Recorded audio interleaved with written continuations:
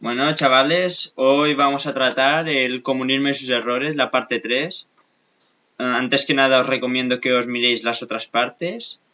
Y bueno, y sin más preámbulos, empecemos. Criticar al rico, expropiarle sus bienes. Ellos consideran que el rico, como tiene una riqueza que no se ha ganado o lo ha hecho a partir de la desgracia de otros, consideran de esta manera injusto que el rico posea esta riqueza, pero las otras personas no tengan disposición de ella. Ellos deciden expropiarle su casa, sus bienes, básicamente todo lo que ha conseguido para redistribuirlo equitativamente. Normalmente se lo queda el gobierno y los trabajadores acaban precarizados trabajando en las empresas estatales, como ya demuestra el comunismo en países como Vietnam o Corea del Norte, o otro ejemplo muy claro es Cuba. No hay justicia sin igualdad. Ellos consideran que sin igualdad no puede haber nunca justicia. Ellos no consideran que una persona pueda ir escalando. Para ellos todo el mundo es igual y tiene que ganar lo mismo o parecido. Y como vemos, Hugo Chávez con el expropiese. Cabe destacar que si el gobierno expropia a una empresa, las otras empresas privadas e inversión se va a otro país para evitar el expolio de su riqueza. La economía cae y se pierden empleos. La incompetencia del gobierno en algunos sectores lo hacen poco productivo, rentable o eficiente. ¿Por qué? Porque los sectores no son lo mismo si están en manos del Estado que si están en manos privadas. ¿Por qué? Porque está claro de que la empresa privada va a saber sacar rendimientos mayores que lo que puede sacar el Estado, la mayoría de veces, y eso equivale a la ruina. Siguen soñando de que si todo es público se va a conseguir a este Estado maravilloso que todo el mundo va a tener riqueza. Pero sin embargo, sin inversión privada e innovación, un país no puede prosperar. Si tú has montado la empresa, el Estado no tiene derecho a quitártela. Es un robo. Tú cumples la ley y pagas a los trabajadores para que cumplan sus funciones dentro de tu empresa. Y considero injusto que el trabajo que has hecho personalmente para llegar a hacer crecer esta empresa, que te la quite otro señor porque sí, pues me parece una cosa injusta y un despropósito. Y luego los comunistas son los que tienen dinero en paraísos fiscales, como Maduro, y luego tienen muchas propiedades y su gran fortuna. El problema de la herencia. La herencia es el legado por el que han luchado los padres y en morir desean que pase a los hijos. Según los comunistas, es una riqueza para la que no se ha trabajado para conseguir. Y consideran que hay que repartirla. Si tus padres te dejan una casa o empresa, se la quedará el Estado. Según mi opinión, tener un patrimonio y pasárselo a tus hijos es mucho esfuerzo y mucho pagar impuestos para cumplir con la ley. Y considero que se le debe dar continuidad a este patrimonio conseguido. Si tu padre tiene una panadería y en morir te la deja, estarás continuando su legado, con lo que tu padre empezó. Según mi opinión, el Estado no tiene ningún derecho a quitártelo. Los comunistas, cabe destacar que ellos se reparten las fortunas, las casas y el dinero entre sus familiares. Un ejemplo muy claro es Fidel Castro y Kim Jong-un en Corea del Norte, pero bueno, habría muchos más. Pero bueno. La importancia de un mercado libre frente a un excesivo proteccionismo. Cuando las empresas comercian internacionalmente, sin aranceles y sin impedimentos, se genera un flujo de riqueza, se genera inversión, se genera capital, se generan puestos de trabajo. ¿Qué pasa con un mercado protegido? Los precios son altos debido a aranceles que impiden abastecer eficientemente la demanda de tu país, que no puede fabricar ciertos productos o no dispone de suficientes recursos para hacerlo. Al proteger tus propias empresas con aranceles, haces que a la hora de tú comprar a otro país, como el otro país tiene que pagarte un arancel, él te va a poner un arancel a lo que tú necesites de dicho país, encareciendo los precios y dificultándote conseguir estos recursos. Y tiene problemas a la hora de hacer negocios con otros países y eso acaba repercutiendo negativamente en los consumidores. Las cooperativas y su crítica. Una cooperativa es una empresa dirigida por los propios trabajadores o una asociación de, por ejemplo, agricultores que deciden hacer negocio juntos, hacer como si todos estos fueran uno y hacer una empresa. Es un ejemplo de que los propios trabajadores dirigen la empresa. Hay cooperativas, como por ejemplo algunas agrarias, que funcionan y son eficientes, como sería el Agromart en Mallorca. Pero hay cooperativas que no funcionan, ya que al tomar el mando los trabajadores, si se reparten el beneficio en salarios y no hacen reservas, llegará el día que tengan que disponer de ese dinero, porque tener beneficio cero, aunque hayas cubierto todos los costes, no te garantiza que tengas dinero para una emergencia o futuras pérdidas. Y puede llevar a la baja productividad de la empresa y al cierre de esta. En cambio, si una empresa tiene un dueño, porque esto es como todo, si los trabajadores saben gestionar la empresa, la van a saber llevar bien, y si un empresario sabe gestionar la empresa, la va a saber llevar bien. Pero yo considero de que si tienes un jefe, como no son los propios trabajadores los que llevan la fábrica, el jefe intentará sacar un beneficio, cueste lo que cueste, aunque tenga que despedir a personal para conseguirlo. En cambio, en una cooperativa es más difícil que pase eso. O sea, el empresario va a buscar la rentabilidad, cueste lo que cueste.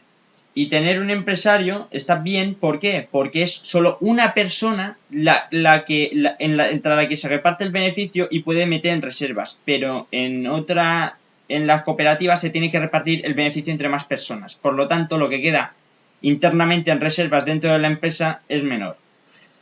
Y considero de que en Alemania este problema lo han solucionado. En Alemania hay empresas donde los propios trabajadores pueden comprar acciones de la empresa. ¿Por qué? Porque consideran que así se cumple con lo de la plusvalía y todo. ¿Por qué? Porque los trabajadores están autofinanciando la empresa y estos trabajadores, al producir dentro de la empresa, contribuyen a que parte de este beneficio que va a la empresa repercuta en ellos. Y es una forma moderna de redistribuir la riqueza de una forma más eficiente, y considero que este modelo se debería llevar a más países. La falacia de que todo es culpa del empresario. Los comunistas culpan a los empresarios de todo el sufrimiento de los trabajadores. Y en la época industrial era así, los jefes abusaban de sus trabajadores, que eran obligados a hacer largas jornadas de trabajo por unos salarios de miseria, y solían trabajar en barrios que eran súper precarios y muchas veces no les llegaba ni para pagar el alquiler del piso en el que estaban.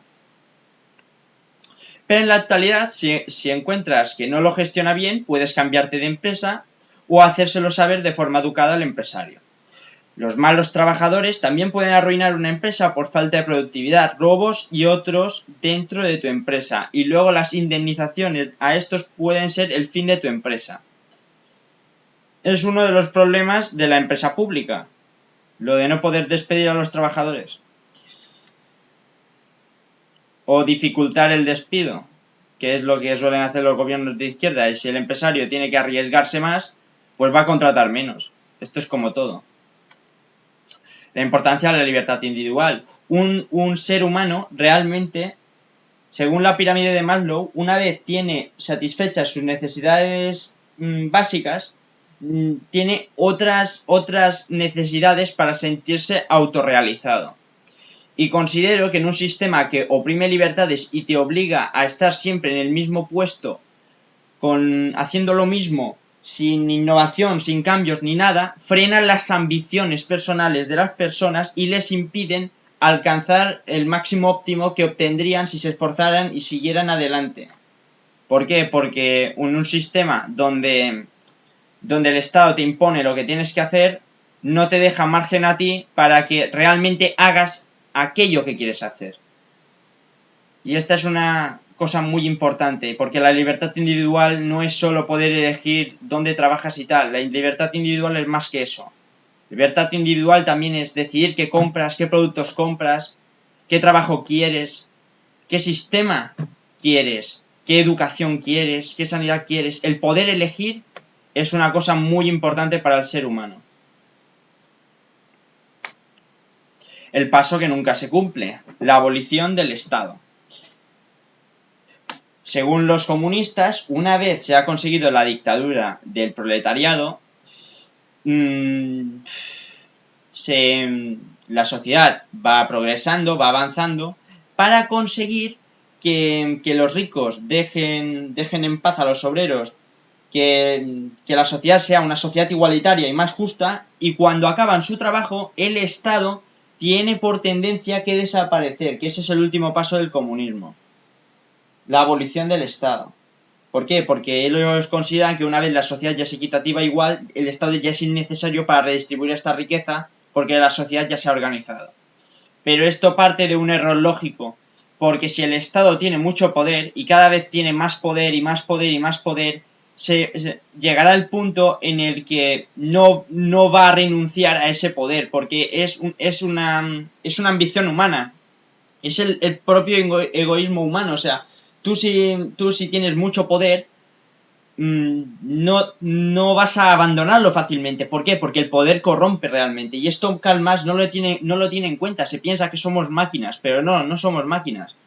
Y cuando el Estado es súper fuerte, está en todas partes y tal, y ya ha instaurado su régimen, no va a volcar su trabajo por tierra porque los ciudadanos lo digan. Una vez ya están sentados en la poltrona y ya deciden cómo hacer la economía y deciden hacerlo todo, no va a haber interés por su parte de eliminar el Estado. Aparte que si tú eliminas el Estado, ¿quién garantizaría estas leyes y quién garantizaría la seguridad de los ciudadanos? O sea, el Estado, quieras que no, es necesario. También de cara al exterior. Un Estado es necesario para hacer cumplir la ley, para garantizar unos derechos, para proteger las fronteras, la seguridad. Si no, pasaríamos a ser una autarquía que sería un todos contra todos, y en eso Marx se equivoca completamente. Y otra cosa que suele hacer el Estado comunista es apuntar sus armas contra sus propios ciudadanos. Como en el muro de Berlín, que para que no saltaran los ciudadanos había tropas colocadas alrededor del muro apuntando hacia los que estaban dentro para que no cruzaran. Maldito aquel que apunta con su arma contra el pueblo. Y ese es el comunismo puro y duro. El excesivo poder del Estado juega en contra. ¿Por qué? Porque es lo que vemos aquí. Mucho jefe para tan pocos indios. Espabile, Fernández. Somos el hazmerreír de la productividad europea.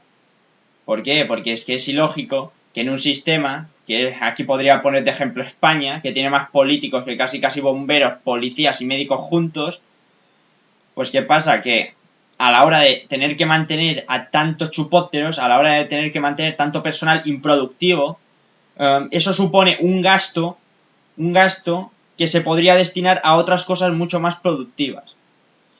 Y tenemos que tener mucho cuidado con esto, porque normalmente las tribus que tienen muchos jefes y pocos indios no suelen ir bien.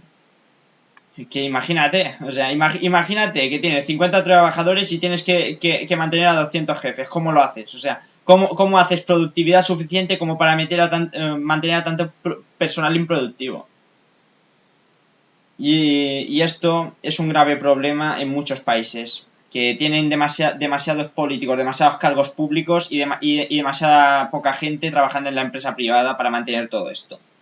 Aparte de que las empresas públicas normalmente las llenan de más personal del que sería necesario para obtener una productividad óptima. Por lo tanto, como más grande sea la empresa pública, más eficiente tiene que ser la privada para mantenerlo. Si no, es totalmente ineficiente y un despropósito. La KGB y la policía secreta. Aquí vemos como los alemanes tenían la Gestapo y los rusos tenían la KGB. ¿Por qué? Porque la policía secreta es muy importante para el comunismo. ¿Por qué? Porque el comunismo necesita tener un control ideológico sobre sus ciudadanos. ¿Para qué? ¿Por qué? Porque ellos se consideran revolucionarios, pero ellos no van a permitir que una revolución los quite del puesto. Y claro, y para buscar a los opositores, y para hacer la represión, y para hacer la caza de brujas, y para quitarse a los disidentes, pues necesitaba la policía secreta que normalmente seguía a los obreros, les investigaba y si veía que tenían algo sospechoso los enviaban a campos de trabajo o gulags o campos de exterminio o lo que sea.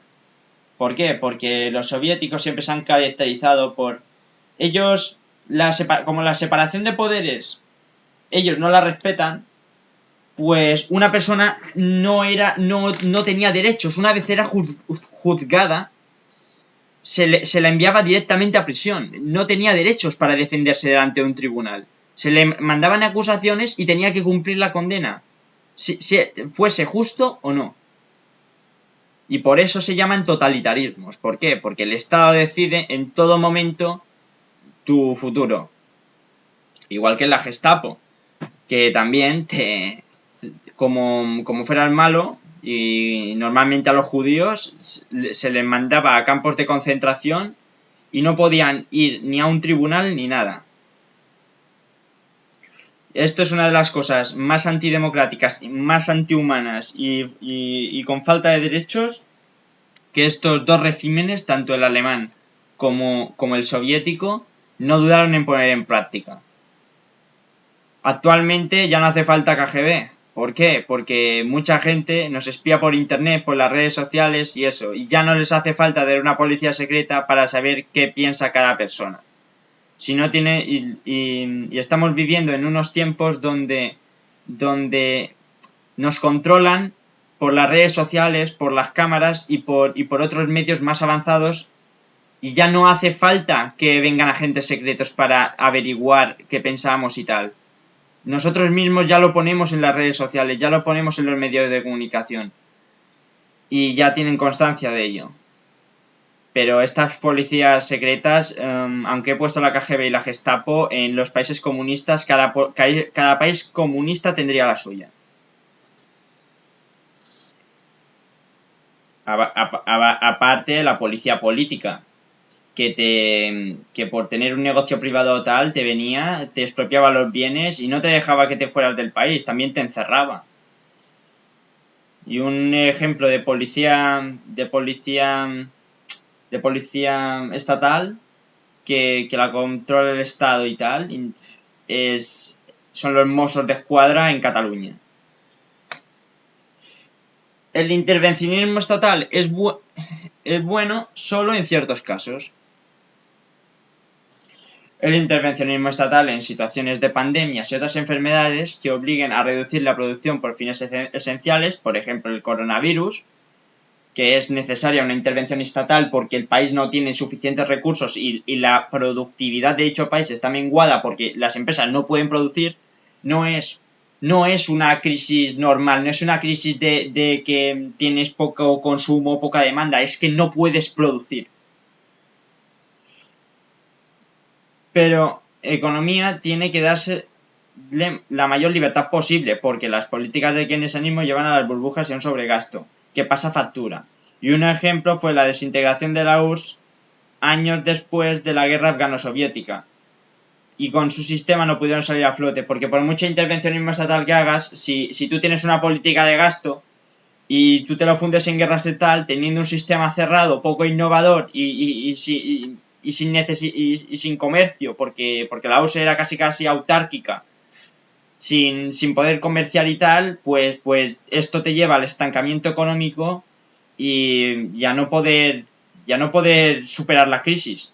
cosa que en los países capitalistas no pasa porque tienen periodos de bonanza y periodos de crisis, pero se pueden ir recuperando lentamente con la actividad económica. El comunismo no, una vez entra en recesión es muy difícil que consiga recuperarse con sus políticas.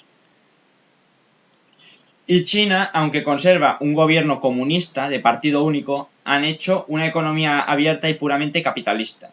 China es un ejemplo de cómo el comunismo se puede adaptar en tiempos modernos. Conservan la ideología y el modelo comunista, pero económicamente dejan que haya inversión o tal. Eso sí, algunas restricciones tienen. Pero bueno, es una manera de que el comunismo se adapte. Pero al final se acaba adaptando el sistema capitalista. ¿Por qué? Porque es el sistema que más beneficios trae y porque es el sistema que realmente trae más prosperidad.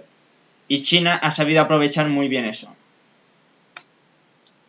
Autarquía, sus pros y sus contras. La autarquía tiene los siguientes efectos positivos. Potencia que tus sectores y productos nacionales tengan más aceptación y consumo por falta de competencia. O sea, si ya no hay una empresa extranjera vendiéndote lo mismo que estás vendiendo en tu país, pues van a comprarlo de tu país porque no les va a quedar más remedio. Las empresas extranjeras, por competitividad y multinacionales, no aplastarán tus empresas nacionales. ¿Por qué? Porque si una empresa, esto es más dirigido a la pequeña empresa y el pequeño comercio. Si el pequeño comercio no tiene una multinacional al lado, el pequeño comercio va a poder seguir comerciando y generando riqueza. En el momento de que tenga una multinacional que pueda competir en precios, en cantidad de productos y en tal, estas empresas se verán abocadas al cierre. Y tiene los siguientes fallos. Falta de competencia, probabilidad alta de monopolio o oligopolio, precios altos con el paso del tiempo. I+D disminuido por falta de competitividad e innovación. Falta de recursos externos por falta de comercio y recursos no disponibles. Poca inversión.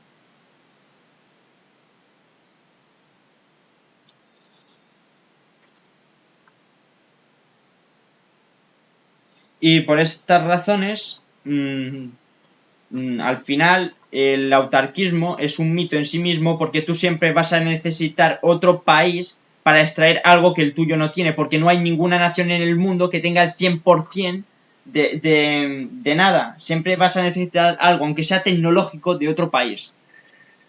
Y esta es una de las cosas que en la autarquía no se tiene en cuenta. Que realmente hay cosas que tu país no puede hacer porque no dispone de recursos para poderlos hacer y realmente son necesarias. Libre comercio, ventajas.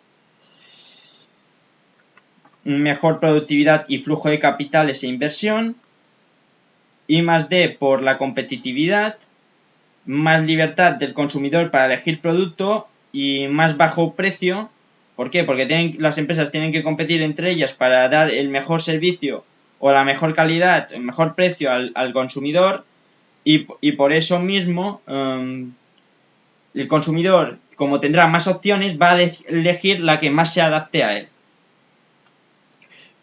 Vale, ¿qué problemas tiene? El problema de las multinacionales es que acaban con las empresas nacionales o la pequeña empresa, que a veces son sectores estratégicos como la agricultura y tal, y esto perjudica gravemente. Otro problema que traen es que aumenta la contaminación ya que al mover la mercancía por tantos sitios del mundo y fabricarla en tantos sitios distintos, esto crea una gran contaminación y que afecta al medio ambiente.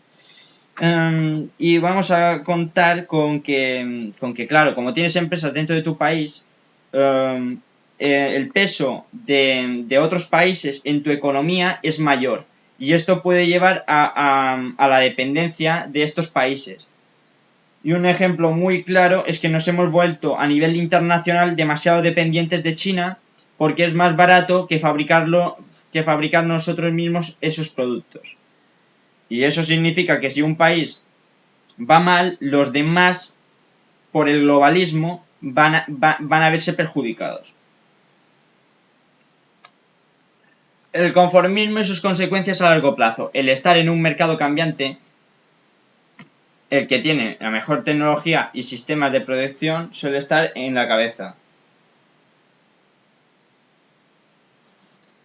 frente a otras empresas. Por eso el I+D es importantísimo. Las ventajas competitivas en calidad, precio y utilización, entre otras, hacen que las empresas luchen por conservar su cuota de mercado, y los avances tecnológicos de dichas empresas, convertidos en patentes, pasan en unos años a ser de dominio público, y más empresas y ciudadanos pueden tener acceso para hacer su vida más fácil y progresar. Como el comunismo, todo está controlado por el Estado. Si ven que algo funciona y al no tener competencia no van a hacer innovación porque lo consideran un gasto innecesario y prescindible. Cabe destacar que cuando cayó el muro de Berlín, la parte capitalista había progresado muchísimo más en todo en comparación con la socialista. Todos igual de pobres. Como vemos, el socialismo no enriquece, sino que empobrece. Y como vemos aquí, tipos de socialismo. Socialismo asesino, socialismo bolivariano, socialismo ecologista, socialismo con rostro humano. Pueden parecer distintos, pero es la misma bestia genocida. Que no te engañen. Como dijo Hugo Chávez, yo soy el presidente de los pobres. Y como dice el refrán, el socialismo ama tanto a los pobres que los multiplica. Pero bueno. No, basta ver los países comunistas lo que cobran de salario medio los trabajadores, porque un cubano con lo que cobra un mes trabajando como profesor o en alguna tarea más o menos importante no le llega ni para estar un día en un hotel. Critica la desigualdad desde dos puntos de vista. Según los liberales, la desigualdad es necesaria, ya que considera que todo el mundo cobra en función del trabajo que realiza por justa redistribución del mercado. Dice lo siguiente: si yo quito a una persona que gana, por ejemplo, 10.000 euros y le doy 1.000 a una que no hace nada, ¿de qué me vale a mí esforzarme si me quitan la riqueza que me he ganado de forma justa? En mi opinión, y la de mucha gente, la desigualdad no es mala si el pobre tiene suficiente para vivir y cada vez mejoran sus condiciones de vida. ¿De qué sirve quejarse porque cobran menos que un millonario? Aparte que si tú eliminas la desigualdad, cancelas la superioridad individual, ya que tienes talentos que te hacen destacar y acabarás cobrando lo mismo que quien no los tiene. Los izquierdistas, por su parte, consideran que la riqueza debe redistribuirse porque consideran injusto que el rico tenga para vivir. Esta redistribución se la asignan al Estado, pero es injusta en sí misma porque depende de la subjetividad de quien la aplica. Consideran que el pobre no llegue a fin de mes. Consideran que un pobre que no llega a fin de mes es porque la redistribución de la riqueza es injusta y el Estado tiene que darle ese dinero para que el trabajador llegue a fin de mes. Pero a día de hoy las condiciones de los trabajadores han mejorado y ya no es tan importante que el Estado redistribuya. ¿Por qué? Porque normalmente el Estado es imperfecto. El Estado va a redistribuir como a él le parezca, no como realmente tiene que ser. A lo mejor las ayudas no van a la gente que realmente las necesita, sino que las pueden desviar a chiringuitos y asociaciones del Estado. Esto de darle tanto poder al Estado y confiar en que él va a gestionar igual de mejor tu dinero que tú mismo es un error garrafal porque... ¿Por qué? Por los casos de corrupción. Es que la corrupción es eso. O sea, ¿cómo le puedes dar el poder al Estado si al final el Estado con tanto poder se corrompe? Y con el dinero también. Como más dinero pase por sus manos, más corrupto es. Pero bueno. Revolución industrial y el nacimiento del proletariado. Nacimiento de la primera izquierda. La revolución industrial de 1760 y 1840. En esta, debido a la modernización del campo, mucha gente pasó a trabajar en las fábricas y en las minas. Esta clase era maltratada y vivía en condiciones de semiesclavitud, haciendo largas jornadas de trabajo que con el paso del tiempo se convirtieron en leña para activar las revueltas contra la burguesía, para mejorar sus salarios y condiciones de vida. En estas épocas salieron muchos movimientos que luchaban por los derechos de los trabajadores. En los primeros decenios de la industrialización se produjo una degradación de las condiciones de vida de los trabajadores. Aumento de la jornada laboral, pérdida salarial, generalización del trabajo infantil y femenino.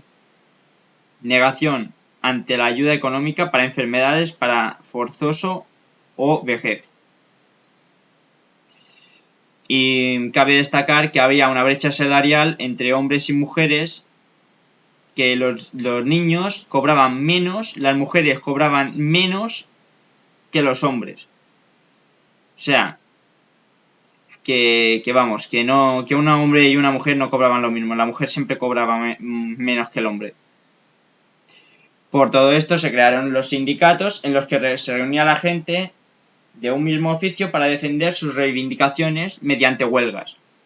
Constituían sociedades de ayuda mutua, las cuales disponían de cajas comunes con capital proveniente de las cuotas de los asociados.